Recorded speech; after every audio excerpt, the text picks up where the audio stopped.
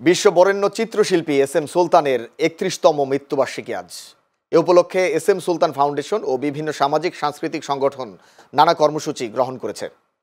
আজ সকাল থেকে চিত্রশিল্পী এস এম সুলতানের আত্মার মাগফেরাত কামনা করে কুরআনখানি, দোয়া মাহফিল, শিল্পীর মাজারে পুষ্পস্তবক অর্পণ, শিশুদের আর্ট ক্যাম্প, চিত্রকর্ম প্রদর্শনী, পুরস্কার বিতরণ ও শিল্পীর বর্ণাঢ্য জীবনের ওপর আলোচনা সভা কর্মসূচি পালন করছে জেলা প্রশাসন। বরেণ্য চিত্রশিল্পী এস এম সুলতান ১৯২৪ সালের ১০ আগস্ট নড়াইল শহরের মাছিমদিয়া গ্রামে জন্মগ্রহণ করেন। শিল্পী সুলতান যুক্তরাষ্ট্র, যুক্তরাজ্য, পাকিস্তান সহ বিভিন্ন দেশ সফর করেন এবং এসব দেশে প্রখ্যাত চিত্রকরদের সঙ্গে তার ছবি প্রদর্শিত হয়।